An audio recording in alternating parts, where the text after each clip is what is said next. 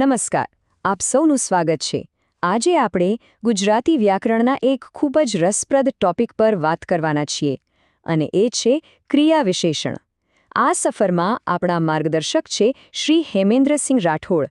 તો ચાલો એમની સાથે મળીને આ વિષયને ઊંડાણપૂર્વક સમજીએ. ચાલો એક મસ્ત મજાની સરખામણીથી શરૂઆત કરીએ. તમે વિચારો, જેમ રસોઈમાં મસાલા નાખવાથી ખાવાનું એકદમ સ્વાદિષ્ટ બની જાય છે, બસ એ જ રીતે વાક્યમાં ક્રિયા વિશેષણ ઉમેરવાથી ક્રિયાનો અર્થ વધુ સ્પષ્ટ અને ખાસ બની જાય છે. આ જ વાતને આપણે આખા વિશ્લેષણમાં યાદ રાખીશું. સારું, તો સૌથી પહેલું અને મૂળભૂત સવાલ, આ ક્રિયા વિશેષણ એટલે શું? એ છે શું આખરે? ચાલો એના પાયાથી જ શરૂઆત કરીએ. એકદમ સાદી ભાષામાં કહીએ તો ક્રિયા વિશેષણ એટલે એવો શબ્દ જે ક્રિયાપદના અર્થમાં વિશેષતા લાવે. મતલબ કોઈ કામ કેવી રીતે થાય છે, ક્યારે થાય છે, ક્યાં થાય છે, એ બધું બતાવવાનું કામ આ શબ્દો કરે છે. આ એનો મુખ્ય રોલ છે. ઓકે, તો વ્યાખ્યા તો સમજાઈ ગઈ. હવે વારો છે એના પ્રકારોનો. આપણે જે મસાલાની વાત કરી હતી ને, એના અલગ અલગ ફ્લેવર્સ કયા છે, ચાલો એ જોઈએ. જો મુખ્યત્વે ક્રિયા વિશેષણના 6 પ્રકાર છે: રીતિવાચક, સમયવાચક, સ્થળવાચક, પરિમાણવાચક, સંખ્યાવાચક અને છેલ્લે નિશ્ચયવાચક. ચિંતા ના કરશો, આપણે એક પછી એક બધાને ઉદાહરણ સાથે સમજીશું. તો ચાલો શરૂ કરીએ પહેલા પ્રકારથી, રીતિવાચક. આનું કામ શું? તો કે એ બતાવવાનું કે ક્રિયા કેવી રીતે થઈ. રીતિવાચક એટલે ક્રિયા કરવાની રીત. જેમ કે કાચબો ધીમે ધીમે ચાલે છે, ગાડી ઝડપથી જાય છે, વર્ગમાં શાંતિથી બેસો.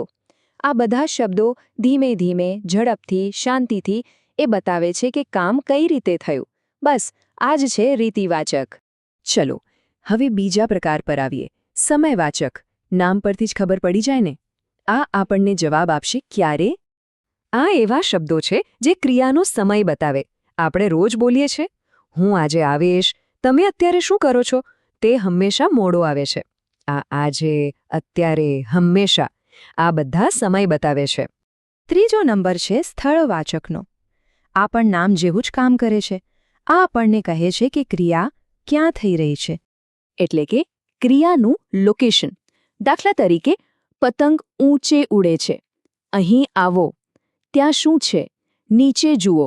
આ બધા શબ્દો ઊંચે, નીચે, અહીં, ત્યાં એ જગ્યા બતાવે છે. ઓકે, ચોથો પ્રકાર છે પરિમાણવાચક. પરિમાણ એટલે માપ, એટલે કે આ આપણને ક્રિયાનું માપ કે જથ્થો બતાવે છે. સવાલ પૂછવાનો, કેટલું? આ શબ્દોથી ક્રિયાની માત્રા ખબર પડે. જેમ કે આજે તો ઘણું કામ કર્યું, મને થોડું પાણી આપો. તે ખૂબ સુંદર દેખાય છે. આ ઘણું, થોડું, ખૂબ, આ બધા માપ બતાવે છે. હવે આવીએ પાંચમા પ્રકાર પર, સંખ્યાવાચક. આનો સવાલ છે કેટલી વાર, ક્રિયા કેટલી વખત થઈ એ આ બતાવે છે. આ પ્રકાર ક્રિયાનું પુનરાવર્તન બતાવે. જેમ કે મેં આ ફિલ્મ 3 વાર જોઈ છે. આ ભૂલ વારંવાર ન થવી જોઈએ. તમે ફરીથી પ્રયત્ન કરો. આ 3 વાર, વારંવાર, ફરીથી, આ બધા સંખ્યા બતાવે છે, ખરું ને? અને હવે આપણો છેલ્લો છઠ્ઠો પ્રકાર, નિશ્ચયવાચક. આનાથી ક્રિયા થશે જ એવી ખાતરી, એવો નિશ્ચય દેખાય છે. આ પ્રકાર ખાતરી આપવા માટે છે. એનું સૌથી શ્રેષ્ઠ ઉદાહરણ છે ચોક્કસ. જેમ કે હું કાલે ચોક્કસ આવીશ. આ ચોક્કસ શબ્દ ઉમેરતા જ આખા વાક્યમાં એકદમ નિશ્ચિતતા આવી જાય છે. વાહ, તો આપણે આ 6 પ્રકાર જોઈ લીધા. પણ હવે મગજમાં એ સવાલ આવે કે આ બધાને યાદ કેવી રીતે રાખવા?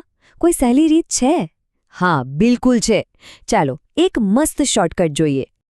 આ 6 અલગ અલગ પ્રકારો છે, તો કયો પ્રકાર કયો છે એ યાદ રાખવું ક્યારેક અઘરું બની શકે, બરાબર ને? તો આ રહ્યો એનો ઉપાય, આપણું ક્વિક રિવિઝન ટેબલ. આ એકદમ જાદુ જેવું છે. તમારે ખાલી ક્રિયાપદને સાચો સવાલ પૂછવાનો છે. જો તમે પૂછશો કેવી રીતે, તો જવાબમાં મળશે રીતિવાચક. ક્યારે પૂછો તો મળશે સમયવાચક. ક્યાં પૂછો તો સ્થળવાચક. અને કેટલું પૂછવાથી પરિમાણવાચક. છે ને એકદમ સહેલું? આ ટેબલ યાદ રાખી લો, બસ. સારું, તો ચલો ફટાફટ એક નાનકડો સારાંશ લઈ લઈએ. જે પણ આપણે સમજ્યા એના મુખ્ય મુદ્દા શું હતા એ ફરીથી જોઈ લઈએ.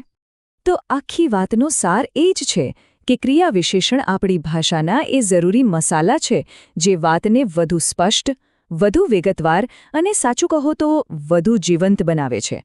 એના વગર આપણી વાતચીત કદાચ થોડી ફીકી લાગે. અને હા, જતા પહેલા એક સવાલ. જરા વિચારજો કે આપણે રોજબરોજની વાતચીતમાં એવા કયા ક્રિયા વિશેષણો સૌથી વધુ વાપરીએ છીએ જે આપણી વાતોમાં, આપણા કિસ્સાઓમાં રંગ ભરી દે છે. આના પર વિચાર કરજો, મજા આવશે.